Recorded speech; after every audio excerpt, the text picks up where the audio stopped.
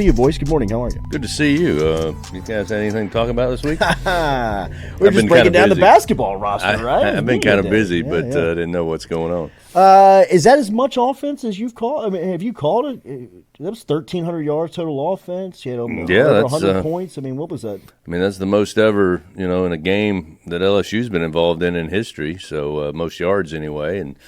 I think the last 5 games between Ole Miss and LSU have been high-scoring affairs. In 19, you remember, sure. Well over 100 combined points. So, yeah, there was plenty of offense. I mean, I must have said it 10 times, especially in the second half, coming out of commercial. If you love offense, we got your game here. Defense, not so much. And it's unfortunate. I know it's been talked about all week and examined and analyzed, but – you think about games where you lose by a touchdown or by a field goal, and you look back and you say, man, that one play we didn't make the stop. If we'd have gotten that stop, if we'd have forced them to punt on that particular play, the game would have been different.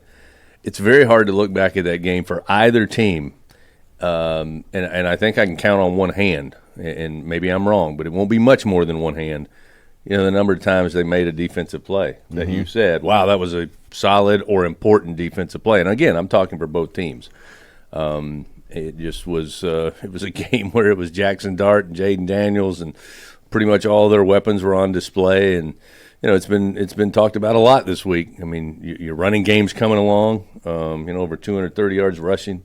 Logan Diggs, another solid performance. Yeah. I think that running game is getting there to add to an already lethal passing attack.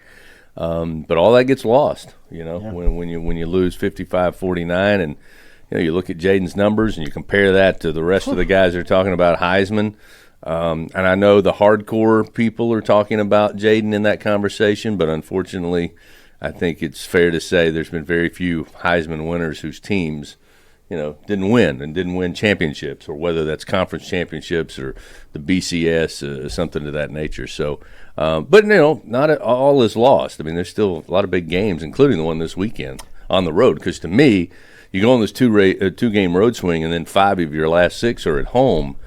You couldn't get it done against Ole Miss, but if you can get a road win in conference play against Missouri, and then come back and play the majority of your game, overwhelming majority of your games at home.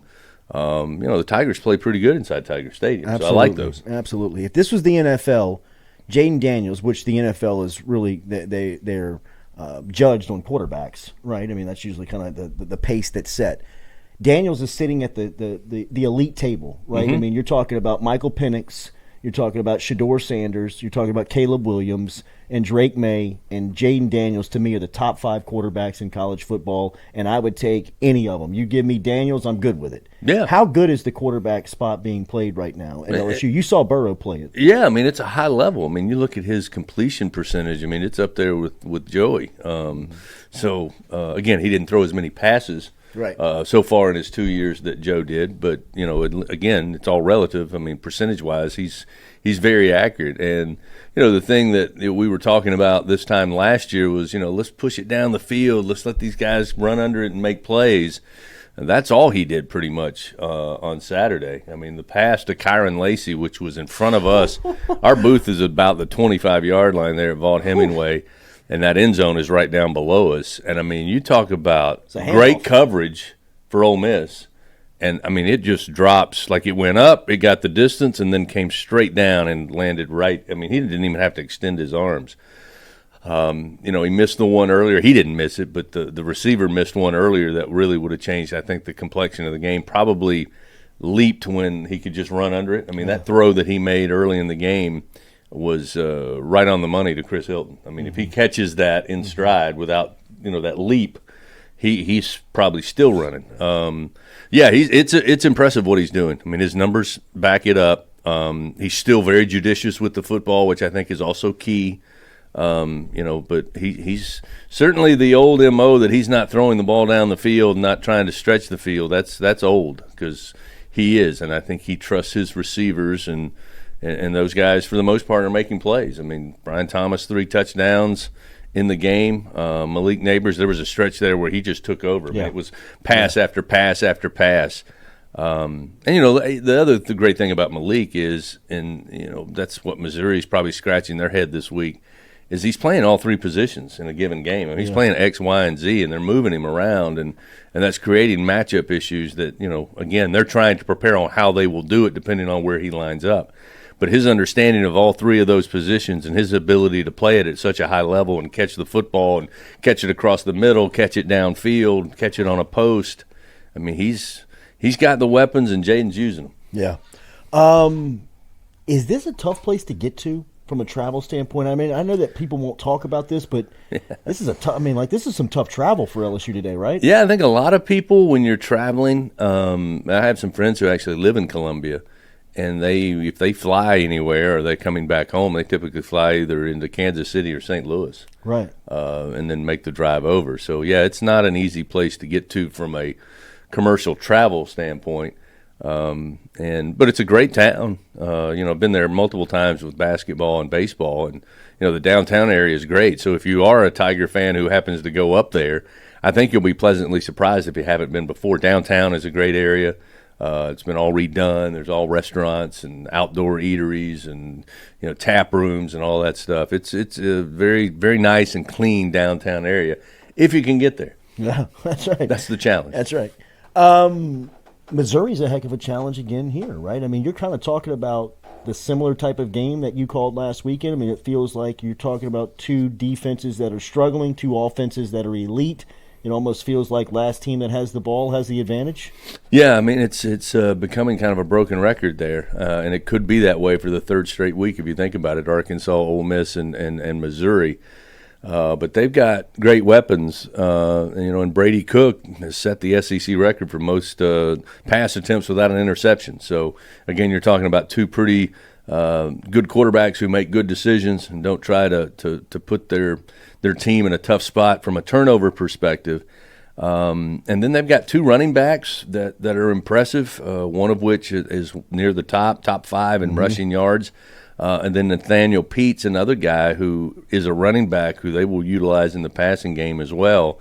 And then you got to start talking about, behind the quarterback Brady Cook, you got to start talking about Luther Burton. I mean, I think you'll have, Jordy, four of the best receivers in college football on display with Malik Neighbors, Brian Thomas Jr. for LSU, Luther Burton, and Theo Weiss, who transferred from Oklahoma for Missouri.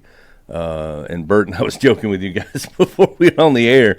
I mean, Burton right now statistically has the most yards receiving in the country.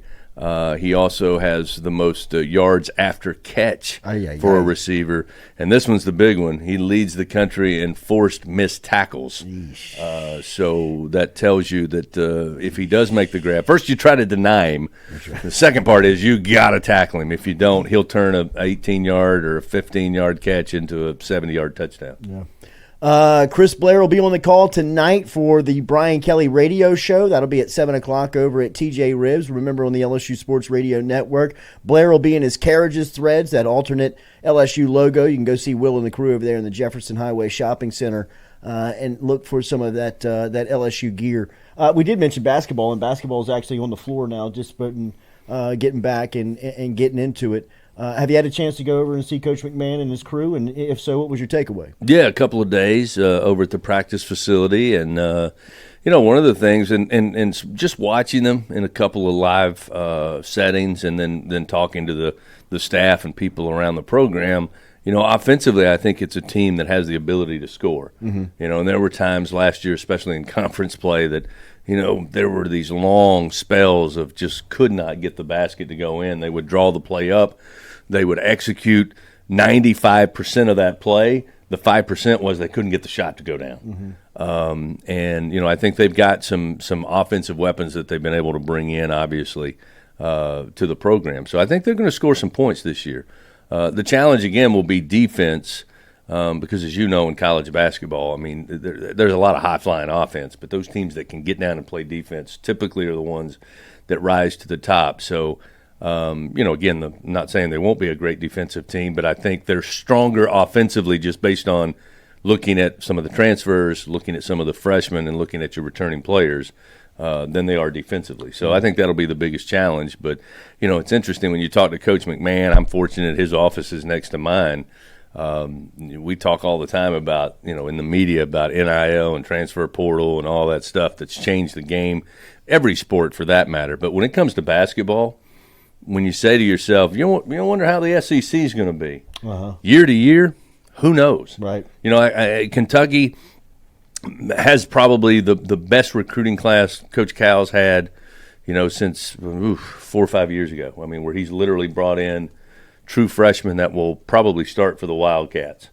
Kind of that run he got on with the John Walls of the world. Yep. It's been a while because he's kind of been using the transfer portal to build his team, and that really hasn't worked very well for him. But he was able to grab a ton of McDonald's All-Americans this year.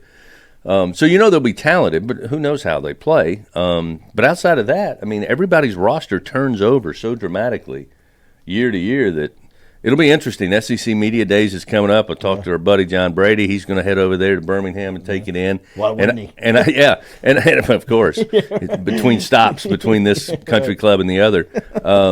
But I look forward to talking to him, saying, what sense do you get as to what does Auburn have returning? Alabama, of course, Tennessee, I think has done a good job in recruiting. Yeah, what's Rick Barnes going to have this year? So I think going into the year, it's kind of wide open. You have the usual suspects that you expect just based on tradition that will be strong. But again, when you actually look at roster turnover and then all of the new names, whether it be freshmen or whether it be transfer portal, there's a lot of question marks as to, really who's going to be the best teams in the SEC. Chris Blair, voice of the Tigers at LSU Tiger Voice. Also, a great find and a great listen is Hearing Voices, which is sit down with Blair and the opposing play-by-play of the week. I found it on LSU Gold. I listened to it, but I know that there's a couple access points to it. I think from a podcast standpoint.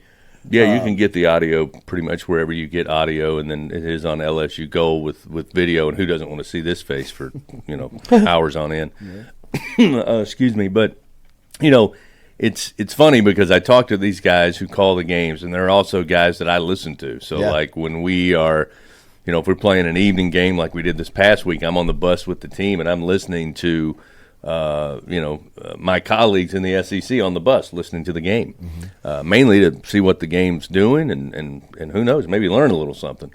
And so I get a chance to talk to them. And truthfully, it's selfish. I like to talk to them and talk about their career and how they got started and who they tried to emulate when they were younger and, how do they prepare for games that may be different than the way I do. That's really why I do it. But as I tell them, if we don't talk about the game this week, a lot of fans, only broadcast nerds are going to listen. Right. So we always have to talk a little bit about the matchup. Right. And truthfully, it helps me, because I get the charts done and I got all the notes and numbers. But, they are able to fill in a lot of that, why are they having success? And it was great talking to Mike Kelly this week, who, by the way, a young guy, but he's been doing Missouri football and basketball for over 30 years. He's a Missouri Sports Hall of Fame member, which I didn't know until we got together this week. And I asked him, I said, hey, you guys won back-to-back SEC East titles in 13 and 14 when you came into the league. That's right. Is that expectation like, do they think they're going to go challenge Georgia? Do they think they can, handle Kentucky? And he said the fans are bought in. Like, they're not arrogant enough to think we're going to do that, but they're bought in. And he goes, that's why Faroe Field's going to be pretty wild on Saturday morning because they're all in. I believe it. Eli Drinkowitz got something there. I mean, you can feel it. He's got some momentum and a lot of push behind him. Chris Blair, voice of the Tigers, tonight, 7 o'clock, TJ Ribs for the Brian Kelly Show, and then 11 a.m. kickoff on Saturday morning, which means that you'll hear the LSU Sports Radio Network at 9 a.m., 2 hours prior to the broadcast, walking you right up to kickoff with Doug Morrow, Gordy Rush, and, of course, the voice of the Tigers, Chris Blair. He'll be back next Wednesday. Compliments of carriages. Good to see you. Safe travels. That's right, guys. Let's have a great weekend. Get back to our winning ways. Thanks for tuning in to our premium LSU content right here on YouTube. If you want more of it, subscribe below.